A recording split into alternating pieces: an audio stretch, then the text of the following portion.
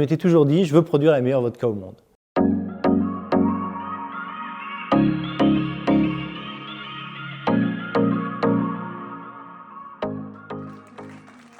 Pierre Solignac redonne ses lettres de noblesse à la vodka. L'Exo a très récemment remporté la note maximale de 99 sur 100 au plus prestigieux concours de vins et spiritueux, l'International Wine and Spirit Competition de Londres, pour sa vodka initiale de la maison Solignac. Grâce à 10 ans de travail acharné, cet ancien employé de Pernod Ricard, envoyé en Russie dans les années 90, a pu remettre au goût du jour d'antiques recettes de cette eau-de-vie russe, au secret bien gardé par les familles aristocratiques de la grande époque des tsars.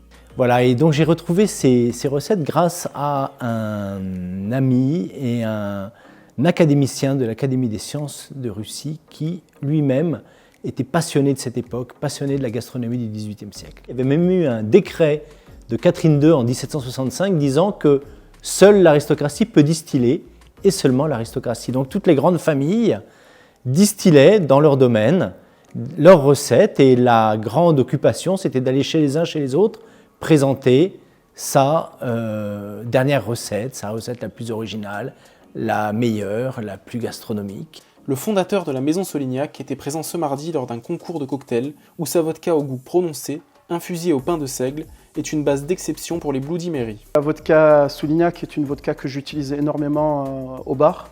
C'est une vodka d'auteur avec une belle aromatique idéale pour les cocktails, notamment le dry martini. Il y a moi, deux choses qui me font vraiment plaisir quand les personnes goûtent notre vodka. C'est premièrement quand on me dit « Ah, ça me réconcilie avec la vodka ». Et deuxièmement quand on me dit « Ah, enfin une vodka qui a du goût, qui a du caractère ».